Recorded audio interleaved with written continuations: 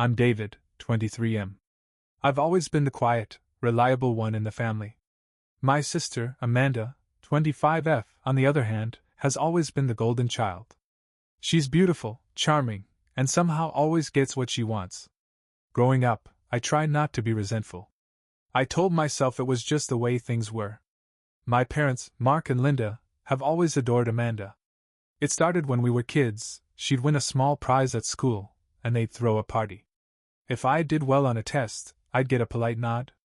It was never mean-spirited, just this underlying belief that Amanda's accomplishments were worth celebrating. And mine were expected. As I got older, it became clearer that my role was to be the dependable one, the one who doesn't need help. When Amanda went to college, my parents emptied their savings to cover her tuition. I never complained. I worked part-time during high school, knowing I'd need to support myself. I never envied her, or at least that's what I told myself. When I asked about my own college fund, Mom would always smile and say, "We've set some aside for you too, don't worry." So, I didn't worry. I picked up shifts at a local grocery store, saved every dollar I could, and kept my grades up.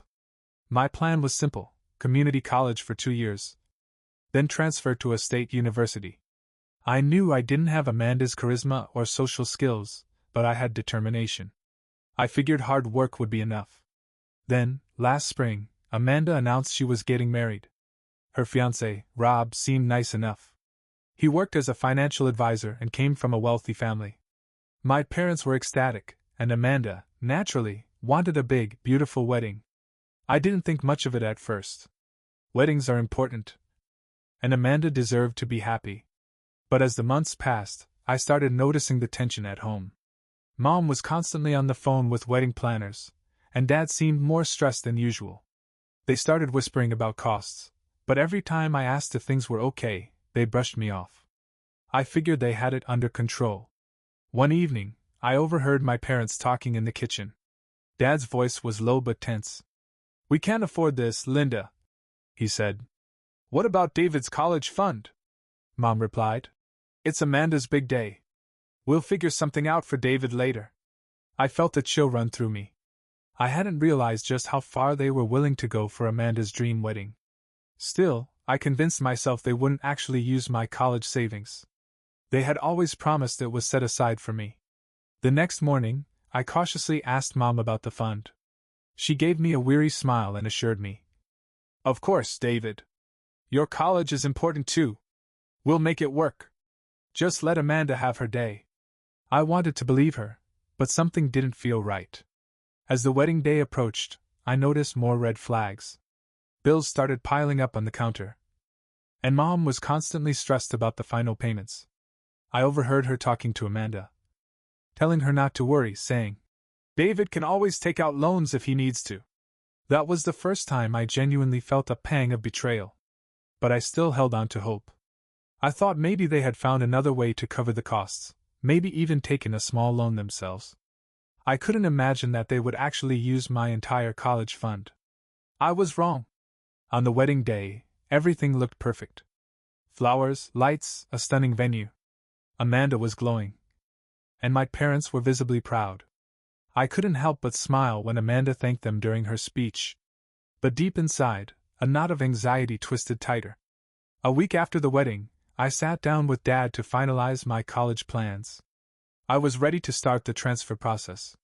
He looked at me, a little too serious, and said, "Son, we need to talk."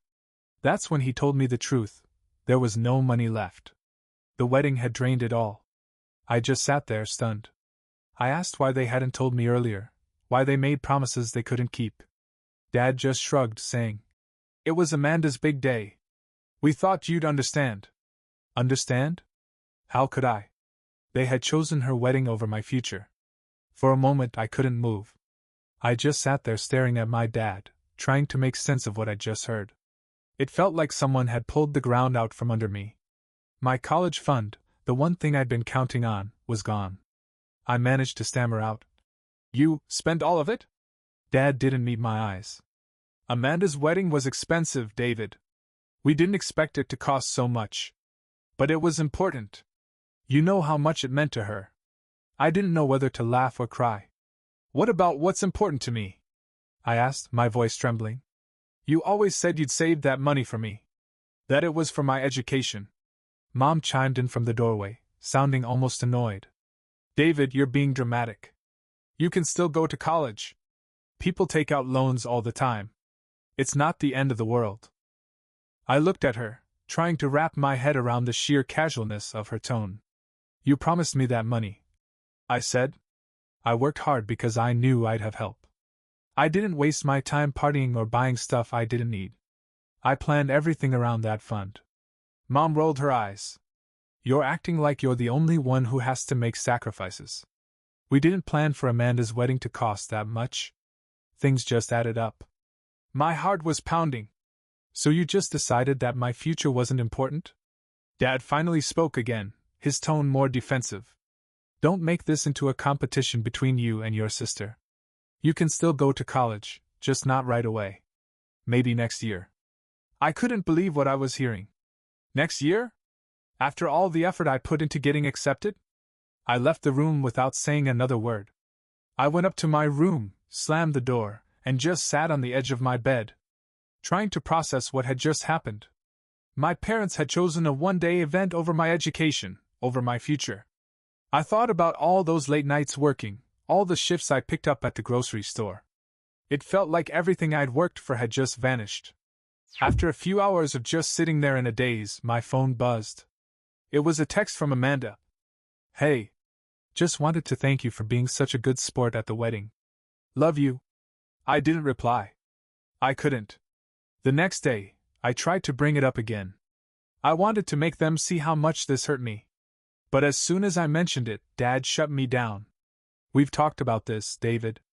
You need to let it go. You can still go to college. You just need to be patient. Patient? I'd been patient my entire life, always stepping back to let Amanda have the spotlight. I'd been patient when they celebrated her every little achievement, while my successes went unnoticed. But this wasn't something I could just let go. For the next week, I barely spoke to anyone. I felt numb. I couldn't even look at Amanda. Every time I saw her smiling, carefree, I just felt this surge of resentment building inside me. She got her perfect day.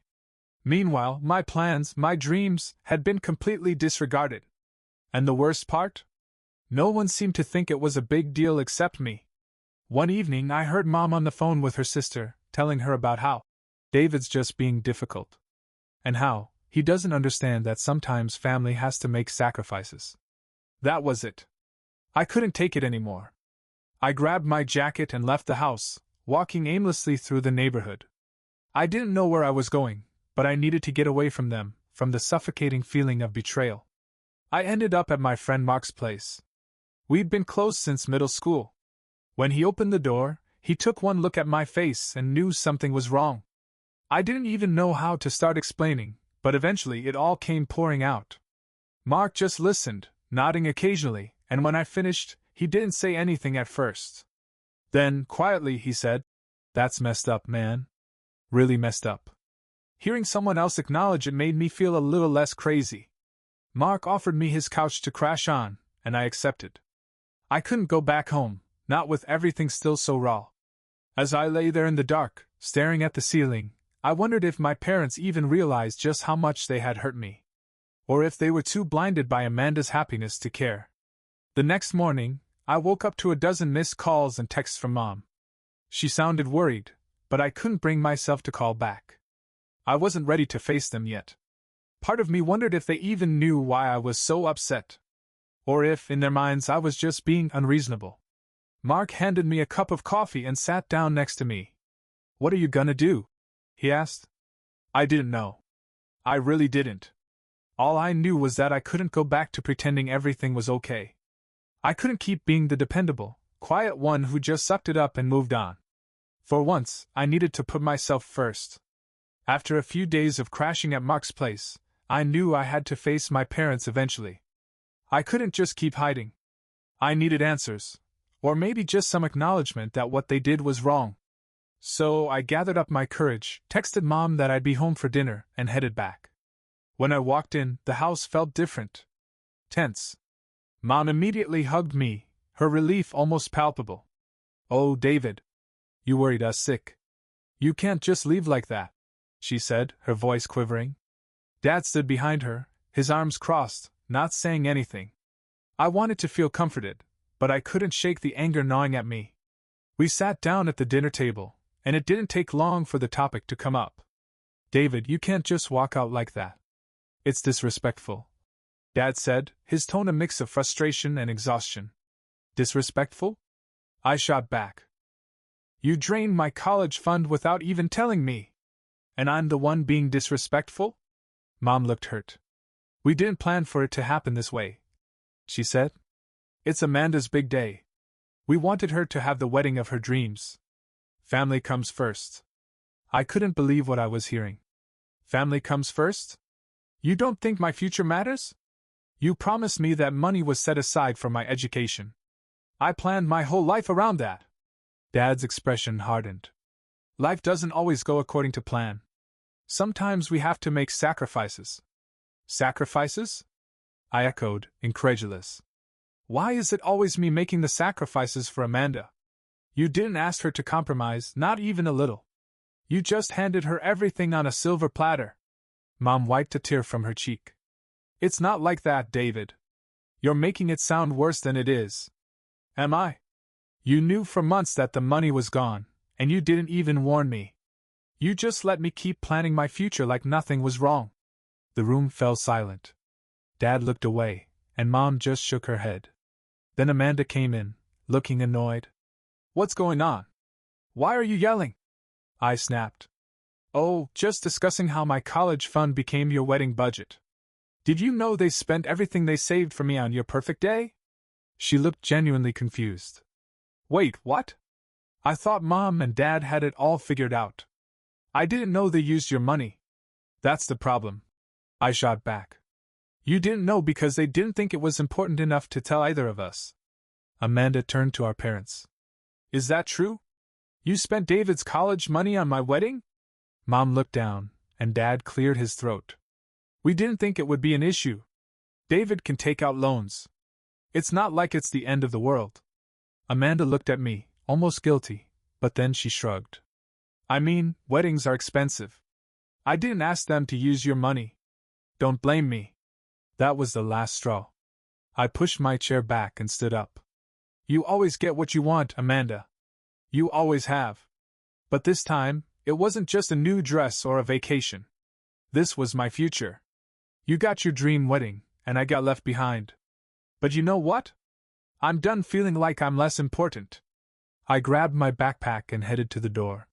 Mom called after me, her voice pleading. David, don't go. We're still a family. We can figure this out. I turned back, barely able to keep the tears from welling up. You already made your choice. You picked Amanda's one perfect day over the rest of my life. There's nothing to figure out. I spent the night at Mark's again, grateful for his support. He didn't ask questions this time. Just handed me a soda and turned on the game console. I didn't feel like playing, but I appreciated the gesture. For the first time, I realized I couldn't just keep waiting for my parents to understand. They wouldn't. They'd never see it from my perspective. The next morning, I got a text from Amanda. Look, I didn't know they did that, but it's not my fault. Can you just stop being mad? It's really stressful for Mom and Dad right now. Stressful for them? I almost laughed. My future was hanging by a thread. And I was supposed to worry about their stress levels? I didn't reply. That night, I started looking up ways to make it work on my own. Scholarships, grants, anything that could help me bridge the gap. Mark offered to help me practice for interviews, and even suggested I move in temporarily to save money. It was a glimmer of hope, but I still felt hollow inside. My parents texted me, saying they wanted to talk. I knew what that meant, more justifications, more guilt-tripping. I wasn't ready for it. Part of me wanted to cut them off completely, but I couldn't bring myself to do it. I still loved them, but right now, I needed space. I spent the next few days at Mark's, planning my next steps. I didn't know where I was headed, but I knew one thing. I wasn't going to let their betrayal stop me from moving forward. I couldn't afford to wait for them to see the truth. I had to take control of my own life. After a few days at Mark's place, I started thinking practically. I couldn't live on his couch forever, and I didn't want to burden him. My job at the grocery store wasn't enough to cover rent and tuition, so I needed a better paying gig, or a second job. Mark suggested I apply at the tech warehouse he worked at. It paid better and had flexible hours. That night, we sat down at his dining table, going through my options. "Look, man, it's not going to be easy," Mark said, glancing at my laptop. "But you're smart. You'll figure it out." I appreciated his confidence more than he knew. I filled out a few online applications and updated my resume, fighting the urge to check my phone whenever it buzzed. My parents had been calling nonstop. They left voicemails, sounding increasingly desperate, but I couldn't bring myself to answer. Every time I thought about talking to them, the betrayal hit me all over again. The next morning, I got a call from the warehouse manager. They needed someone to start right away. I couldn't believe my luck. I thanked Mark for the referral and promised him I wouldn't screw it up. By the time I finished my first shift, my body was aching, but it felt good to actually work towards something. For the first time since the wedding fiasco, I felt a tiny spark of hope. A week passed, and I still hadn't returned home. I knew I had to go back eventually to get my stuff. But I wasn't ready for another confrontation. I needed more time to figure out how to explain that I wasn't just being dramatic, that what they did had genuinely shattered my trust. One evening, while Mark and I were watching TV, Amanda texted again. "Hey. I know you're mad, but it's getting ridiculous. Mom's been crying every night. Can you just come home and stop being so stubborn?" I tossed my phone aside, frustration building. Mark raised an eyebrow. "What now?" I shook my head. "They just don't get it. They think I'm being petty. Like I'm just throwing a tantrum." Mark nodded slowly. "You can't change their minds, dude. You can only control what you do next." His words stuck with me. I knew he was right. No matter how much I wanted my parents to see how unfair they'd been, I couldn't force them to understand. The next morning, I finally decided to call them back. Mom picked up on the first ring. "David! Oh my God, I was so worried. Are you okay?" "I'm fine," I said stiffly. "I just needed space." She was silent for a moment, then her voice dropped. "Can you come home? We need to talk." I hesitated. "Only if you're actually going to listen this time. No excuses, no brushing it off," she promised, and I reluctantly agreed. When I arrived, Amanda was there too, sitting at the kitchen counter with her arms crossed. Dad looked like he hadn't slept in days. Mom poured me a cup of coffee, but I didn't touch it. "David," Dad started, rubbing his temples. "We've been talking a lot about this, and we realize we should have handled it differently." I waited, unsure of where this was going. Mom nodded. "We didn't mean to hurt you. We were just so focused on making Amanda's day perfect that we didn't think about the consequences." I could feel my jaw clenching. "Didn't think about the consequences? You knew what you were doing when you spent that money. You knew it was my college fund, and you didn't care." Dad looked at the floor. "It's not that simple, son. Weddings are expensive. We thought we could make it work later." "By doing what?" I demanded. "Taking out loans on my behalf? Leaving me to pick up the pieces?" Amanda, who had been quiet until now, finally spoke. "I didn't know they used your money. I just wanted a nice wedding. I didn't ask them to screw you over." I shot her a glare. "But you didn't bother to think about where the money was coming from, did you? You just assumed they'd figure it out. And now you're telling me to come home like nothing happened." Mom wiped her eyes. "We were wrong, David. We know that now. Please come home. We'll find a way to fix this." I wanted to believe her. I really did. But something in me couldn't let go of the hurt. "What's your plan?" I asked. "You can't just say you'll fix it. You need to actually do something." Dad looked frustrated. "We're looking into taking a small loan to cover your first semester. After that, maybe we can figure something out." "A small loan?" I laughed bitterly. "I'm not taking out debt because you couldn't budget properly. You made this mess. You fix it." Amanda stood up, annoyed. "You're being dramatic. Lots of people take out loans. It's not like they ruined your life."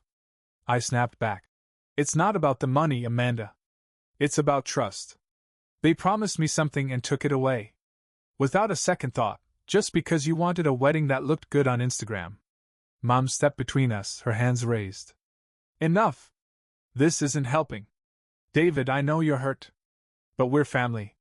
Can't we just move past this? I shook my head. I don't think you understand. This wasn't just a mistake. It was a choice. You chose Amanda's happiness over my future. And you still don't see why that's not okay. I couldn't stay there any longer. I didn't feel like I belonged in that house anymore. As I walked out the door, Mom called after me. Please don't leave again. We can't lose you too. But it was too late. I wasn't leaving out of spite. I was leaving because I needed to rebuild my life.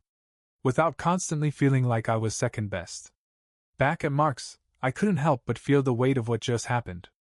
It was like cutting off a piece of myself, but it was necessary. If they couldn't see the damage they had done, I had to protect myself. I couldn't keep sacrificing my own happiness just to keep the peace.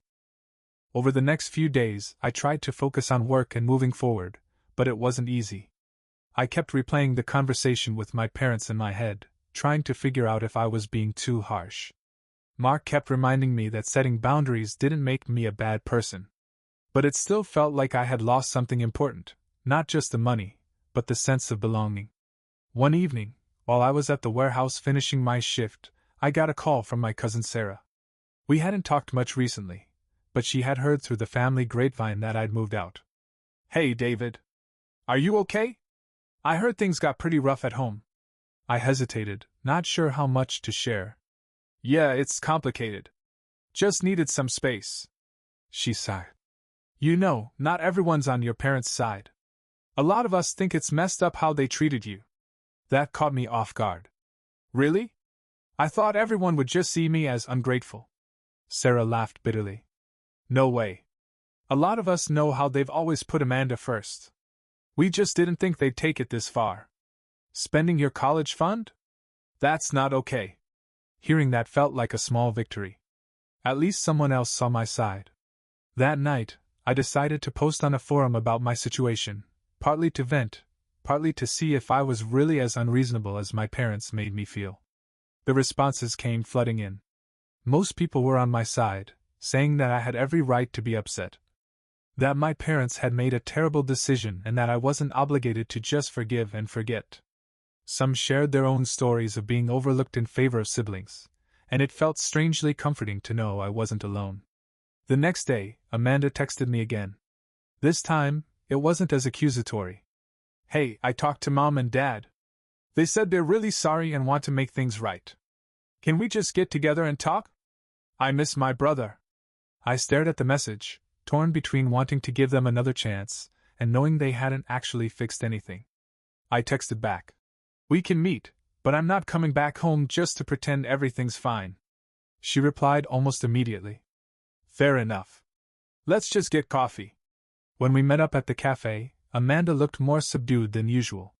She wasn't dressed up. No makeup plastered on like she was ready for a photo shoot. It almost felt like she was nervous. We sat down, and she didn't waste time. I didn't know they were going to use your college fund. I swear. She started. I nodded, trying to keep my anger in check. You didn't ask either, did you? You just assumed they'd make it happen for you.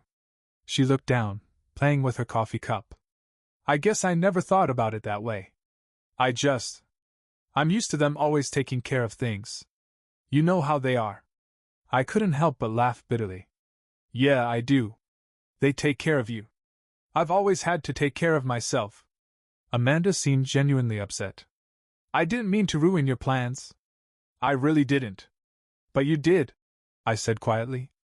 And now I'm the one stuck trying to figure out how to afford school, while you're living your perfect married life. She looked like she wanted to argue, but then she just sighed. I didn't ask them to do that. But I guess I didn't try to stop them either. I just thought it would all work out. We sat in silence for a while before she spoke again. You're right. I always just expect them to figure things out. I never think about how it affects you. I didn't even realize how much you were counting on that money. I took a deep breath. It's not just the money. It's the fact that they never even considered how it would affect me. They just assumed I'd be fine because I always am. But this time, I'm not. Amanda looked genuinely remorseful. I'll talk to them again. I don't know what I can do to fix it, but I'll at least try to make them see your side. I know it's not enough, but I'm sorry. For the first time, I believed her. Maybe she really didn't know the full extent of what happened. But even so, it didn't change the fact that my parents had made a choice. When I got back to Mark's, I felt a little lighter. Maybe it was just the relief of finally having Amanda admit that it wasn't fair. But I knew it wasn't over. My parents still didn't understand, and I couldn't just go back and pretend it never happened. I spent the evening looking up more financial aid options, determined to make it work on my own, even if it meant pushing back my plans another year. Later that night, my phone buzzed with a message from Mom. David, please come home. We miss you. We'll figure it out, I promise. I didn't reply. I wasn't ready to go back yet. I needed more time to process everything. For now, I just needed to focus on building a future that didn't depend on broken promises.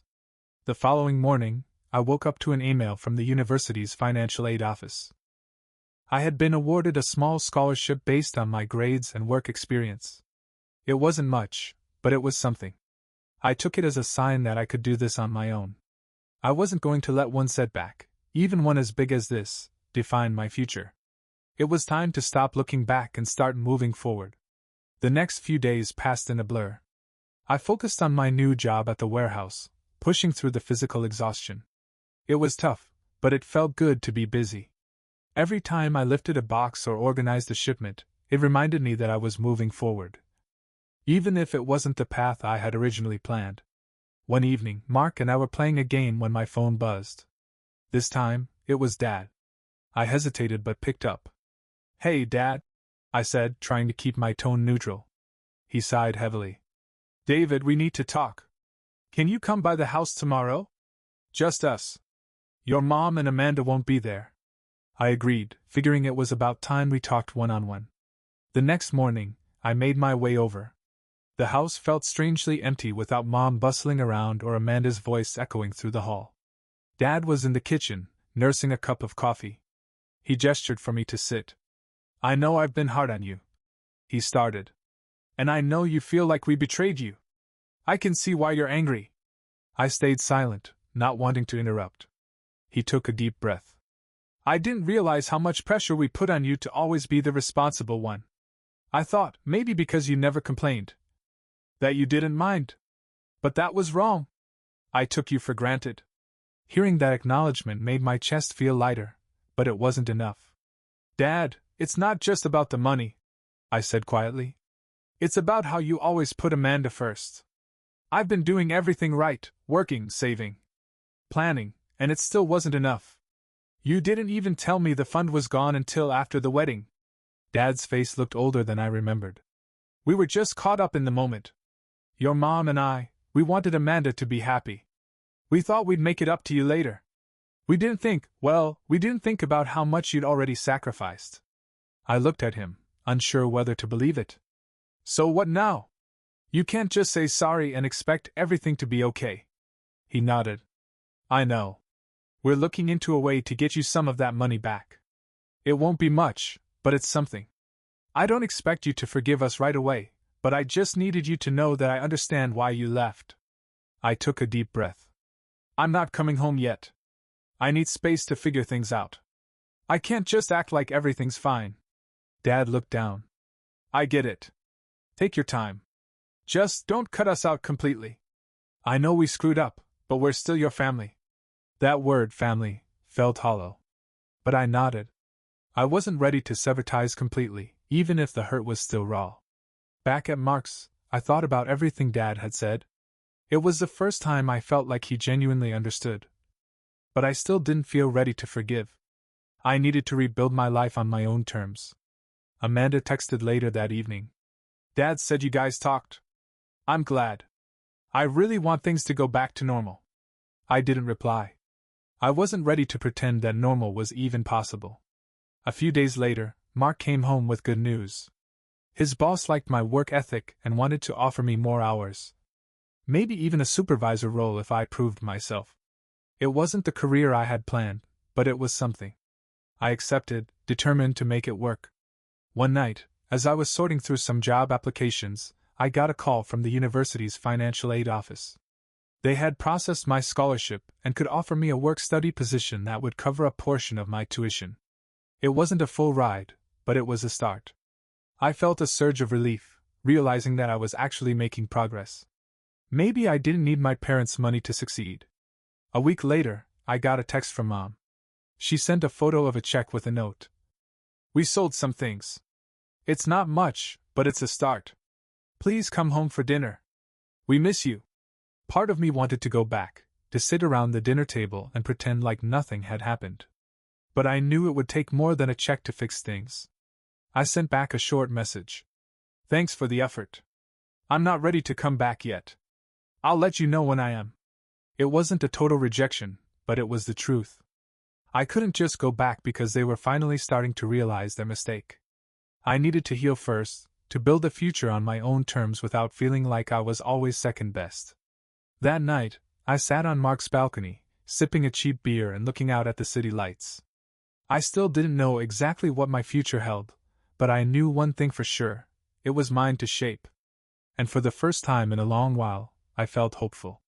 Weeks turned into months, and slowly, life began to feel more normal again. I was still working long hours at the warehouse, but the increased pay made a difference. I had started saving up again, though it felt like climbing a mountain from the bottom. The university had granted me the work-study position, and I was scheduled to start classes the following semester. It wasn't the smooth path I had envisioned, but it was a path nonetheless. Amanda occasionally sent me texts, sometimes just asking how I was doing, other times trying to convince me to come home. I always gave vague responses. I wasn't ready to go back to the family dynamic where I was expected to be the understanding, dependable one, constantly putting my own needs aside. One Saturday morning, Mark and I were making pancakes when my phone buzzed again. It was a group text from Mom. "Family dinner at 6.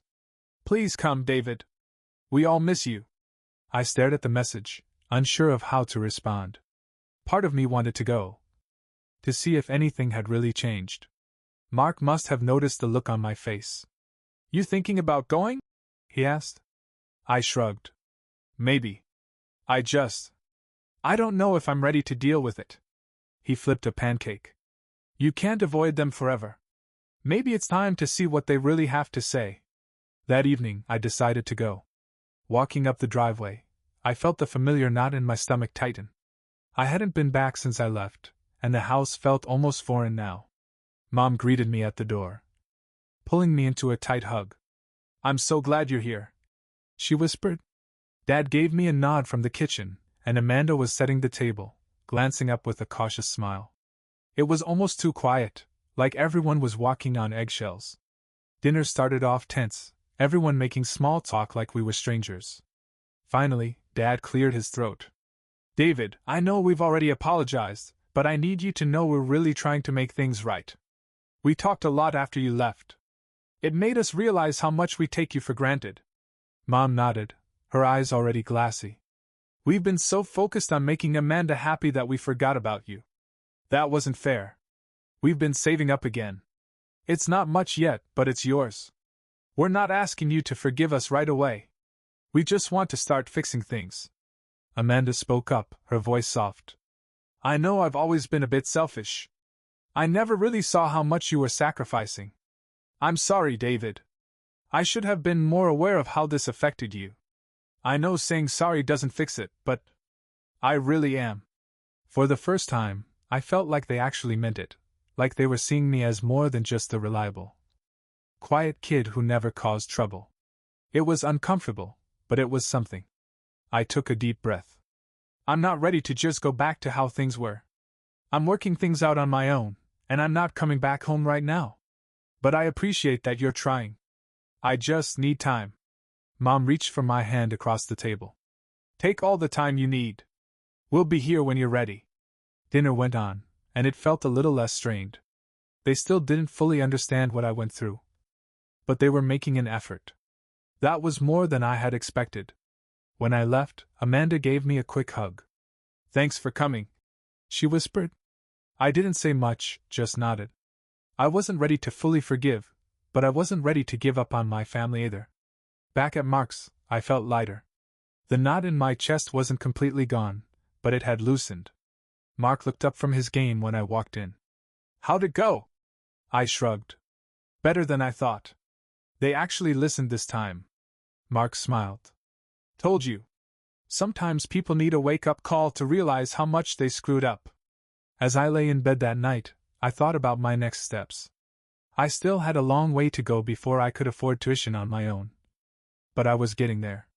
The warehouse job, the work-study program, it wasn't the perfect plan, but it was mine. And that mattered more than anything else. A few days later, I got a letter from the university. They had increased my scholarship after reviewing my updated financial information. It was enough to cover most of the first year. Relief washed over me. For the first time in months, I felt like things were looking up. I sent a text to Mom. Thanks for the dinner. I'm still working on things, but I'll keep in touch. She replied almost immediately. Take your time. We love you. I wasn't sure how long it would take to fully forgive them, or if I ever truly would. But I knew I wasn't just running anymore. I was moving forward. As I stood on the balcony that evening, watching the sun dip below the skyline, I knew I had taken the first step toward building a life that was truly mine. Maybe one day, I'd feel comfortable at family dinners again. For now, I was content knowing I was finally standing up for myself. And that was enough.